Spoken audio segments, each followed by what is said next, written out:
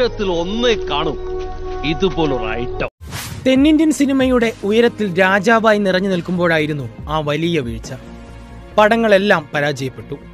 ആരും തിരിഞ്ഞു നോക്കാത്ത അവസ്ഥ. ആ കാലഘട്ടത്തെ നിങ്ങൾ എങ്ങനെ അതിജീവിച്ചു എന്ന ചോദ്യത്തിന് സൂര്യ കൊടുത്ത മറുപടി, നമുക്ക് ചുറ്റുമുള്ള ആളുകളെ, സുഹൃത്തുക്കളെ, ശത്രുക്കളെ, പരിചയം പോലും ഇല്ലാത്തവരെ കഥാപാത്രങ്ങളാക്കി പഠിക്കാനുള്ള മനസ്സുണ്ടാവണം. വലിയ വിജയങ്ങൾ വരും, വലിയ പരാജയങ്ങൾ വരും. ഞാൻ തനിച്ചായതുകൊണ്ട് അതൊക്കെ അങ്ങനെ തന്നെ ഞാൻ നേരിട്ടു.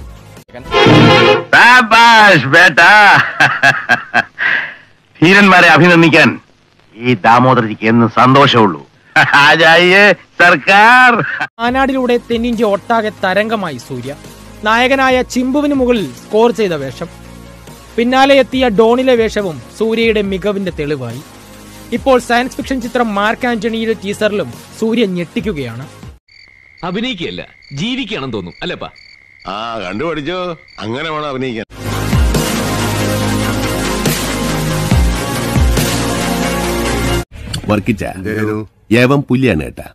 പറഞ്ഞാ പോരാ, ഒരൊന്നൊന്നര പാർട്ടി. സംവിധാനം ചെയ്യുന്നു, ഹിറ്റടിക്കുന്നു, റിപ്പീറ്റ്. നായകനാകുന്നു, ഹിറ്റടിക്കുന്നു, റിപ്പീറ്റ്. വില്ലനാകുന്നു.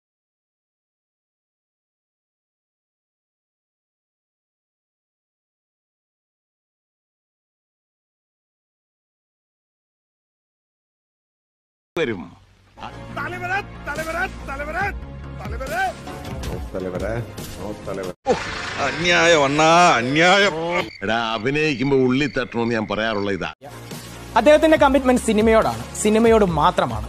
അതുകൊണ്ടാണ് തമിഴകവും ആവർത്തിച്ച് പറയുന്നത്, തലവരെ തലവരെ തലവരെ വണക്കം തലവരെ.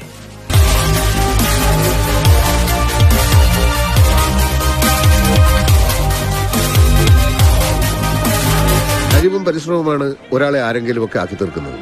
അയാൾക്ക് കഴിവുണ്ടായിരുന്നു, നന്നായി പരിശ്രമിക്കുകയും ചെയ്തു. അതുകൊണ്ട് നെഞ്ചുറപ്പോടെ അയാളെ ചൂണ്ടി നമുക്ക് പറയാൻ കഴിയും, അതൊരു നടനാണ്.